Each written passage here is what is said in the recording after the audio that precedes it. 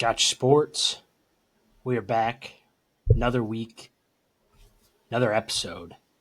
College football week 0 under our belt. Carrie, how are we feeling coming off this weekend?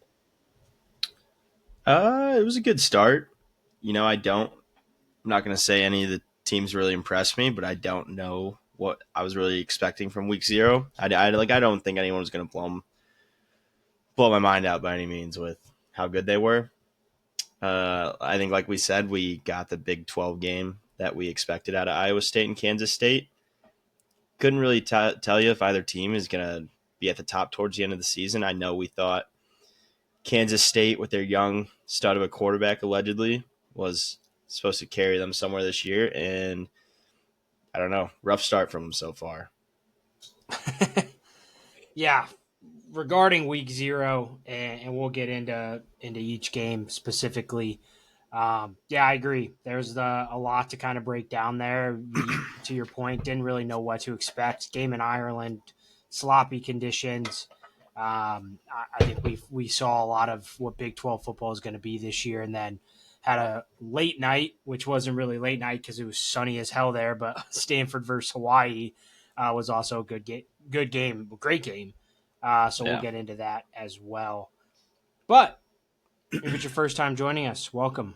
We got your sports. Today's episode, like I said, we'll go into the week 0 recap of those two games. We got helmet stickers to bring back. Second time doing it on the podcast. We started this last year. And for those that are new joining us, helmet stickers, we've got physical helmets, and we'll put stickers, kind of throwing it back to what they did back in the day on college football scoreboard on Sunday mornings. And then we'll go into our week 1 preview. 3 matchups this week, gauntlet of some matchups. We got number 1 Texas at number 3 Ohio State, number 9 LSU at number 4 Clemson, and then number 6 Notre Dame at number 10 Miami.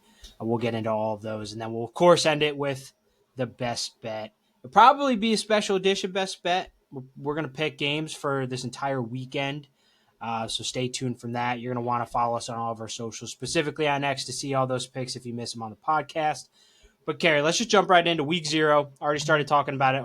Iowa State versus Kansas State in Dublin, Ireland. What were your thoughts? College football's back. We got the weather that I think everyone expected from this game. It rains there. As a college football player going to play a game there, I think you got to expect it. And I think the rain went with the game. It was relatively a sloppy game. We saw the muff punt early off in the game. And, Yep. I don't think either team really showed that they could execute.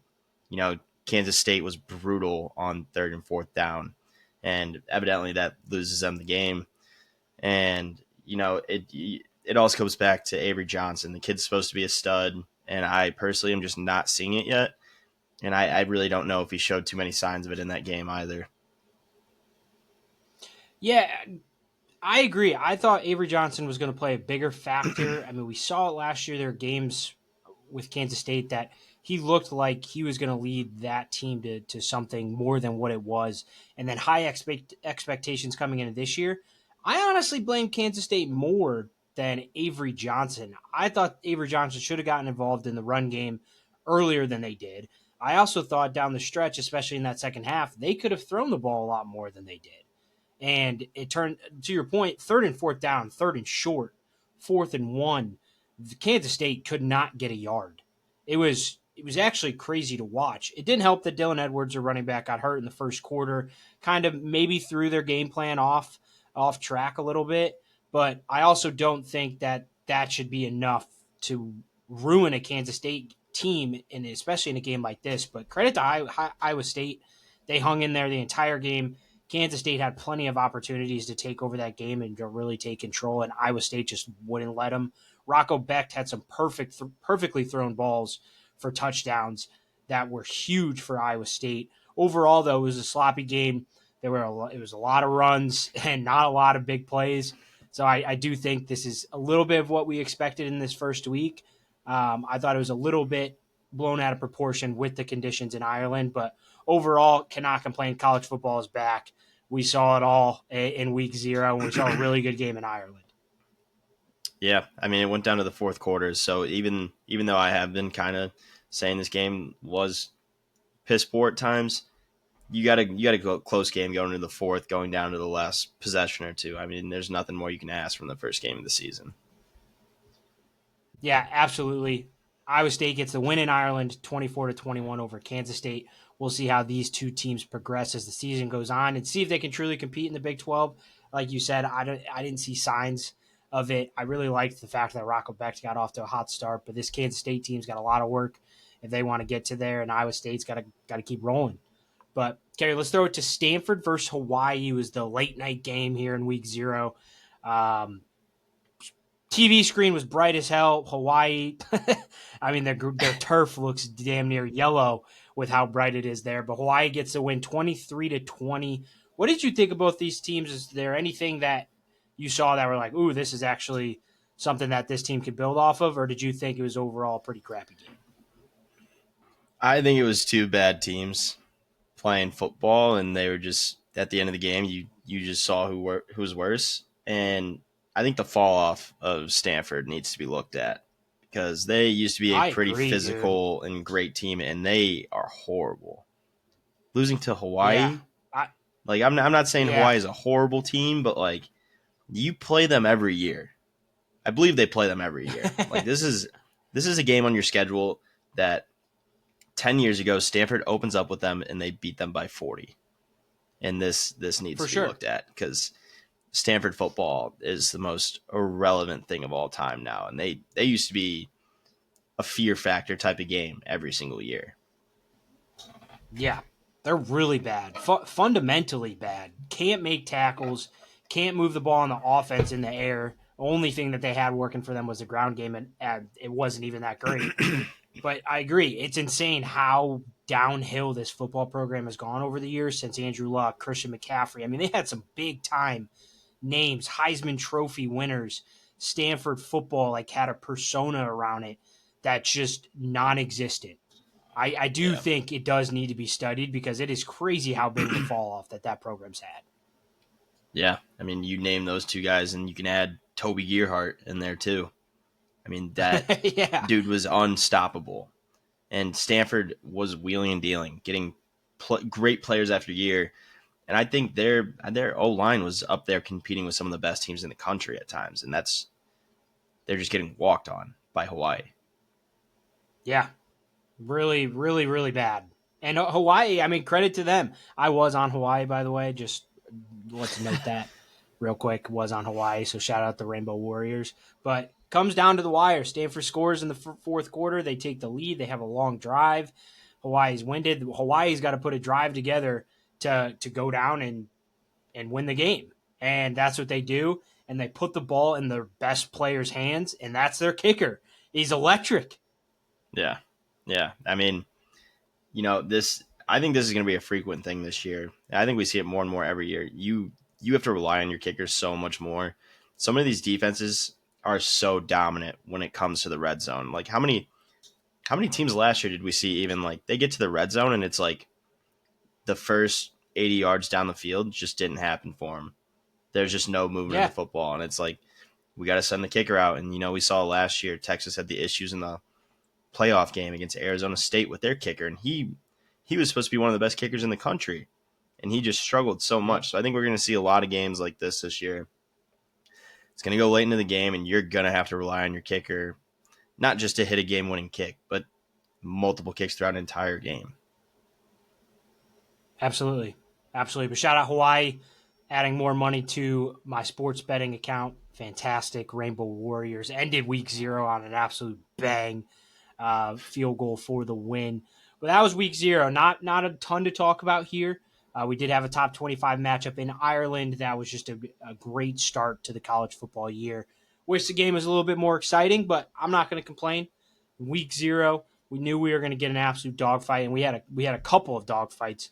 It's in close games, close scores, and teams that had to go down and drive the football to win a ball game, and that's exactly what we got week 0. So absolute perfection from college football all around the world. But Kerry, let's throw it to our helmet stickers. Who is week 0's edition of this 2025 football season? My helmet sticker will be going to a guy we both spoke about already. It's going to be the Rainbow Warriors of Hawaii, and specifically their kicker. His name, Kansai Matsuzawa. If I butchered that, which I probably did, I apologize for that, especially if you hear this. Good effort. Thank you. Moved here from Tokyo, Japan, and completely taught himself how to kick just watching YouTube videos. And Yeah. I've never heard of a single athlete out there ever with that response. So that's one of the greatest answers and probably one of the coolest stories I've ever heard. Honestly, the kid just watched video, went out to a field, and started kicking a ball. That's what he did. Yeah. Yeah. Absolutely. I would love to actually give him a sticker on a physical helmet like we normally do. I thought I had all however many college football helmets. I do not have Hawaii, so that's unfortunate. And Kenzai actually he deserves it. He's an absolute stud. I believe he made 3 field goals, game-winning field goal. Hawaii leaned on him a bunch in that week 0 game, but I was also going to give it to him. So he's getting 2 helmet stickers this week. I mean, unreal story. An iPad kid Yeah. turned into a D1 college football kicker. Yep. And like you. I'm telling you, you don't hear about that.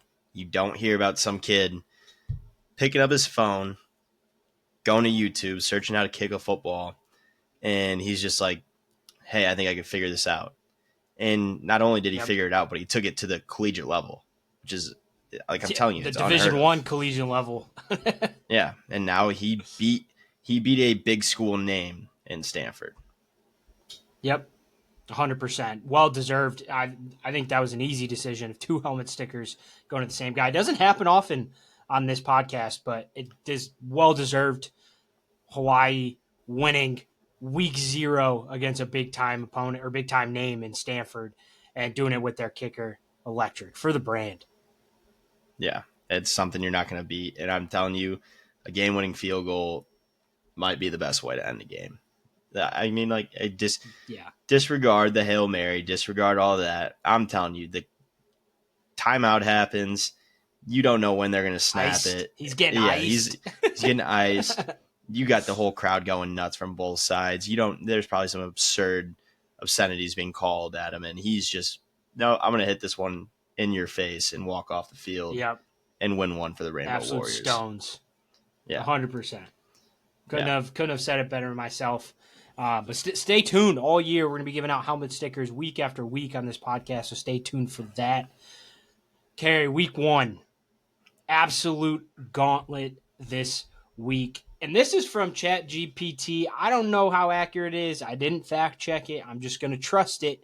But I was curious because we never, ever in week 1 of college football we'll have like a top 10 matchup, right? We have 3 top 10 matchups in week 1. And according to ChatGPT, this is the first time ever in college football history we have 3 top 10 matchups here in week 1. Wow. yeah. I don't know. This probably has nothing to do with it realistically, but I think more and more you got these colleges that they physically have to stack their entire college football season now, and it helps with recruiting. You know, going to any SEC school, and you find out you're going to play at an Alabama, at a Georgia, at a Florida. Like that's enticing.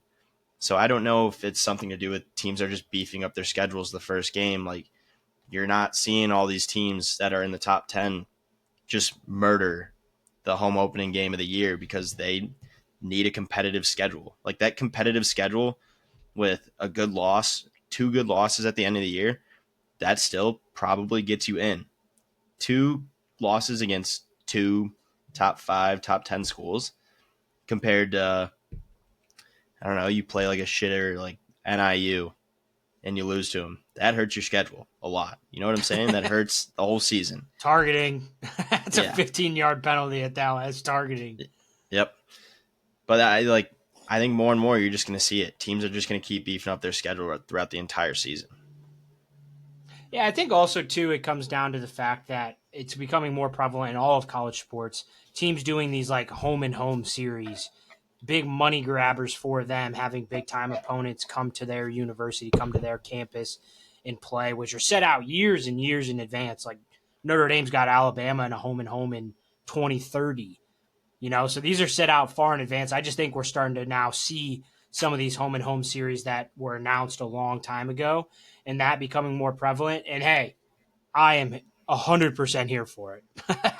Week Yeah. one of college football, and we have 3 top 10 matchups, all at different time slots. Like that's fantastic. And we get to start it off at noon on Saturday with the number one team in the country in Texas going on the road at the reigning national champions, number 3 Ohio State. Ohio State's 2.5 point favorites at home. Over unders 47.5. Carrie, what are your thoughts on this one? First game of the year, I'm an under better. I'm personally going to be on the under. I think both teams' defenses are going to be electric. But like I said, I think Ohio State has the best wide receiver in the country, and I think Texas has the best quarterback in the country. This could be an offensive shootout for all I know.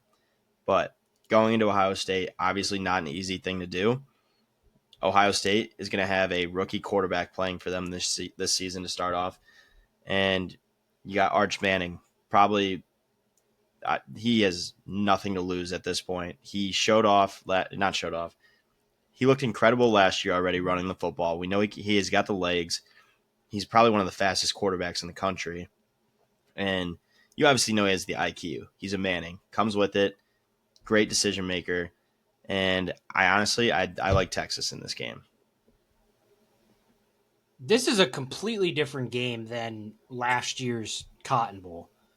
Each roster looks pretty much entirely different. Ohio State lost guys like Jack Sawyer on the defensive side of the ball, national champion quarterback, and Will Howard.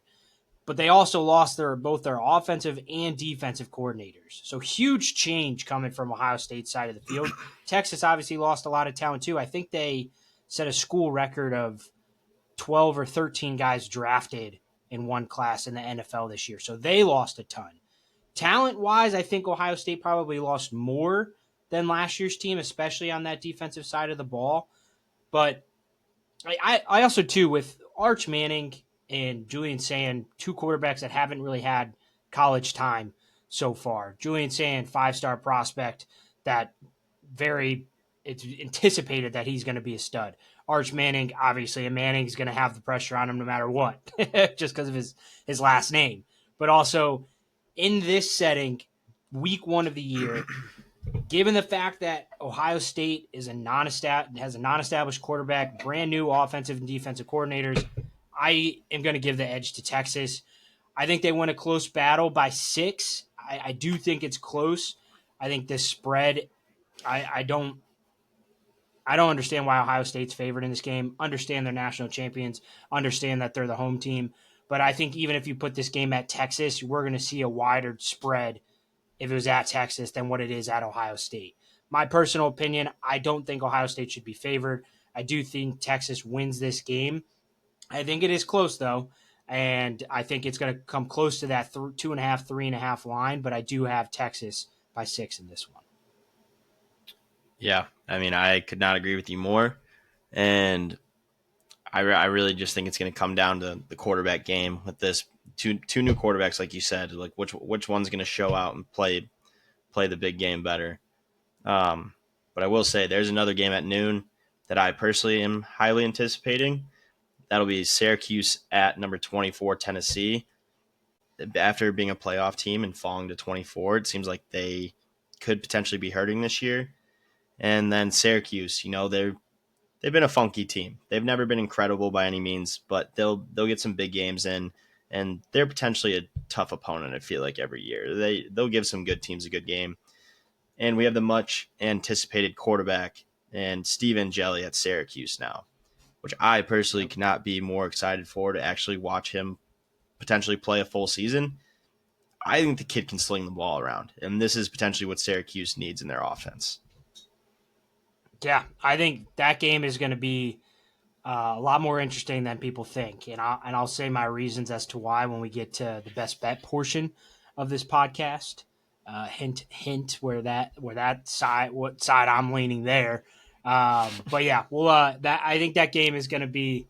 I think that game is going to be a barn burner. I think we're going to see a lot about each team in that one and really show what's lacking from from both sides of the ball there. But I'll preview that one when we get to the best bet. But yeah, interesting matchup for sure, for sure. Another gauntlet on Saturday, Carey. It's going to be in the night slate. We got number 9 LSU going on the road at number 4 Clemson. At this point in time, Clemson is 3.5-point favorites. Over unders 57.5. What are your thoughts on this one? I think this could be a banger of a game. You got two quarterbacks. I would consider both veterans at this point, playing for two teams historically known to be very, very good defensively. You got such a threat of an offense like LSU, and going at Clemson, first game of the year, I think is one of the hardest possible games you could probably open up with. Going up against Dabo Swinney, very historical football coach. Like I said, I am not going against Dabo. I'm on Clemson for this one. I think the scary thing with this is we've seen at times where Clemson's offense can be a little shaky, and LSU as a team, they're going to put up 40 points, but we've seen them lose a lot of games where they put up 40 points because their defense did just not show up last year. So I think this game could be very interesting, and I think even towards the end of it will all come down to the defensive side of the ball. Yeah, this matchup's great. To your point, two established quarterbacks, Garrett Nussmeier for LSU, Cade Klubnik for Clemson, two established winning coaches, and Brian Kelly for LSU and Dabo Swinney for Clemson. I think it's a very, very intriguing matchup. I think both sides had things that they improved upon last year that they're looking to continue this year and even take that extra step, that next step up, and really solidify themselves in playoff talk and even national championship consideration. I think Nussmeier and LSU could actually pick this secondary from Clemson apart. I think, to your point, LSU's offense last year was very, very electric, and Nussmeier did that against multiple teams and absolutely showed the soft parts in their zones, even when teams were in man, just guys getting beat on one from the athletes of LSU. I do think this game is going to come down to the wire. Whoever is the most disciplined team in the first week of the season is going to win this game. And given the fact that it's at Clemson, the trajectory that they're on, continuation from last year, I think Clemson's going to win this game. I could see LSU leading a lot of this football game, honestly. But I think Clemson takes it over down the stretch because that they are going to be the more disciplined team. Brian Kelly struggles in week 1 games, and I think it has to do with that discipline. I honestly, in terms of betting wise, I would only bet Clemson if you can get a -2 or -3, -2 or -3 on the spread and at a good value, because I do think this is this is a 50-50 for me. I do like it to be close the entire way, but I would lean the edge for Clemson. But again, I'm not taking it unless I can get Clemson at a better line. Yeah, I agree. I think -3 is even pushing it unless you're just like playing for the push. But I just don't. That offense at LSU, defense at Clemson, it's going to be a great game. Yeah, really looking forward to that one to end what's already going to be a great week 1 after Ohio State, Texas. Got some fluff in there in the middle to get you ready for the late night banger, but it's college football. It's here. But that leads to the Yeah. best game of the week, obviously, on Sunday, right before Labor Day. Number 6 Notre Dame podcast going on the road at number 10 Miami, Florida. Miami's 2.5-point dogs at home. Over unders 49.5. Oh boy, Carey, we made it. We're here. Yeah. Yeah. I mean, this is the first great Sunday of the year in a long time.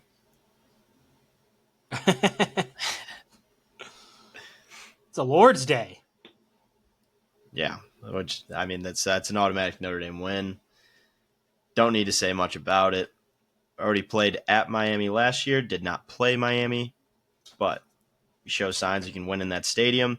I know we haven't in past years. I don't know if we've also played them in that stadium yet. Have we? Maybe once. Yeah, we got murdered. Yeah. Okay. We played them one time. Whatever. Got murdered. I forgot about it already. And I mean, I look forward to this game a lot, honestly. I think as much shit as I give Carson Beck, I do truly, I am invested in to see if a change of team will be good for him. I don't know if we ever saw him fully connect with that Georgia team last year. SEC was a little shaky at times in general. You saw times where Georgia looked like the best team. You saw times Alabama looked like the best team, and you saw times you thought Vanderbilt might have been the best team. So really intrigued to see what Carson Beck is like with this team.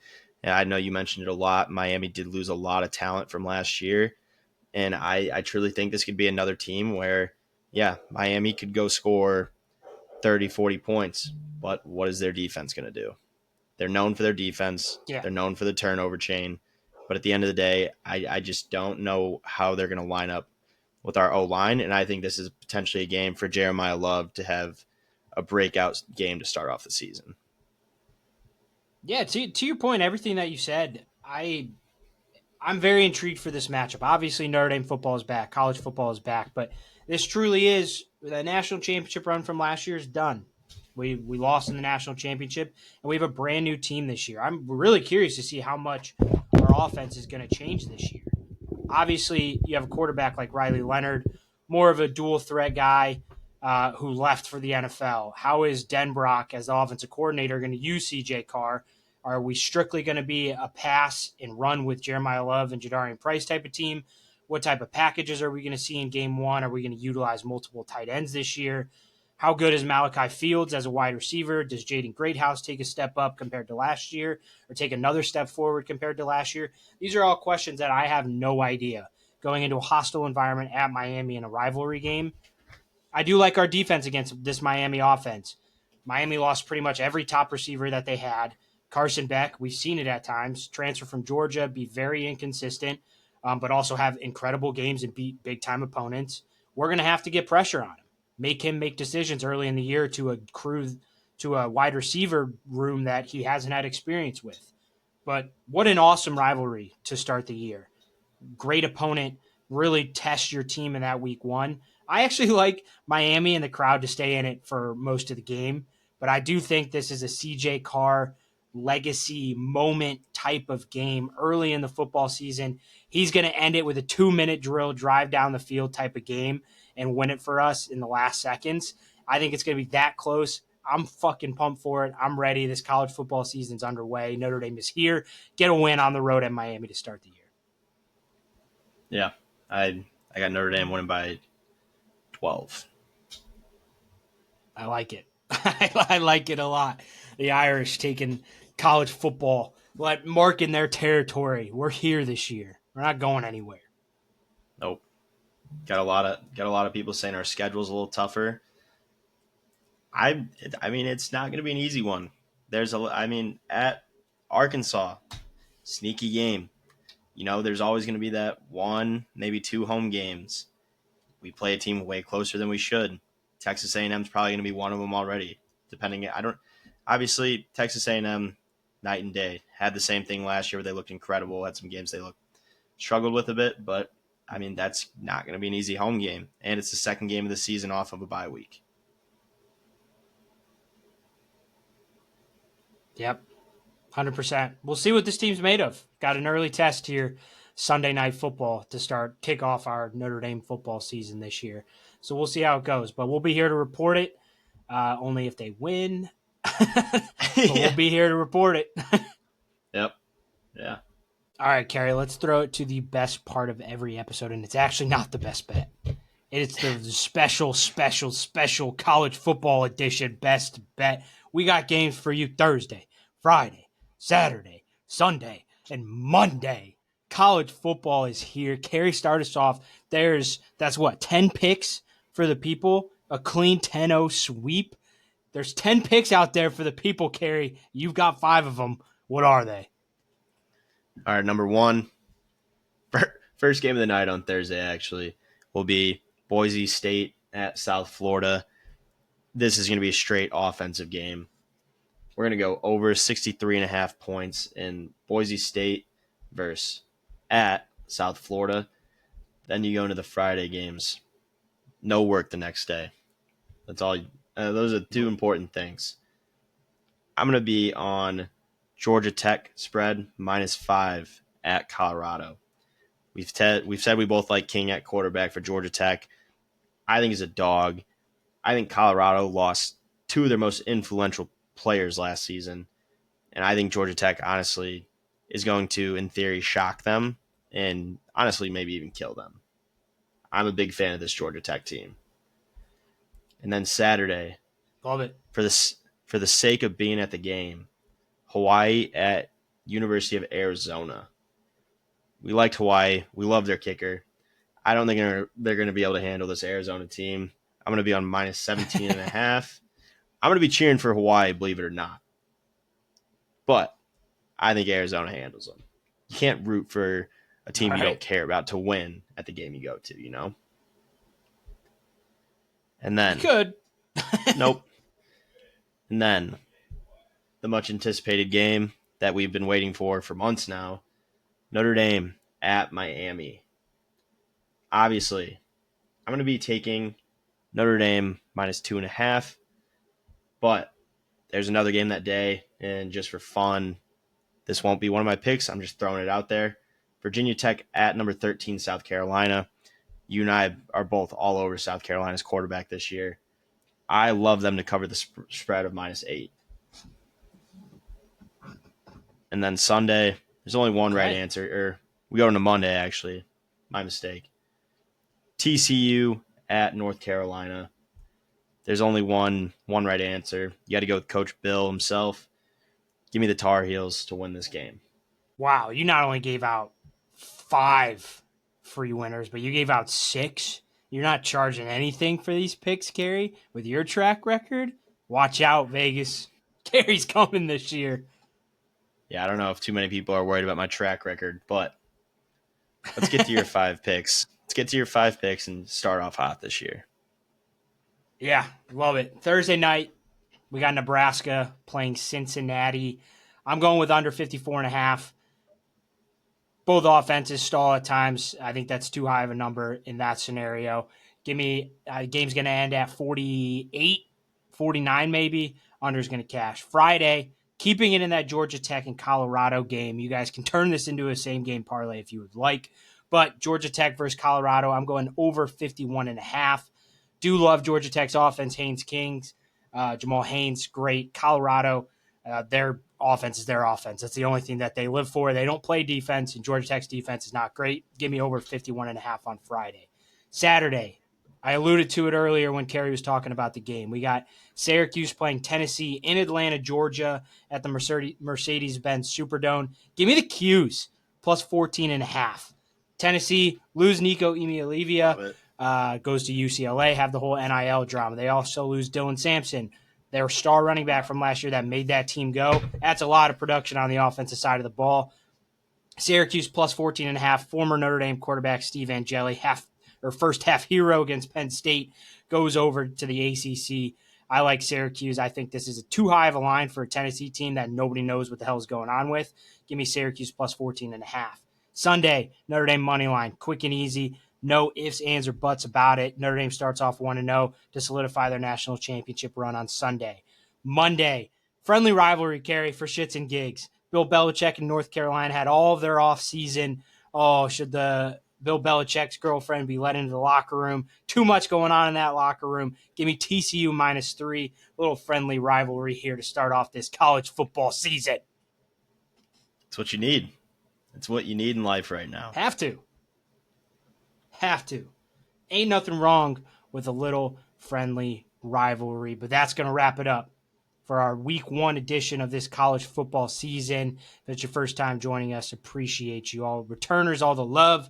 Go follow us on all of our socials, Instagram, YouTube, TikTok, X, you name it. We got it. Happy college football year, Kerry. That's all I got. What do you got? We got your sports. Until next time.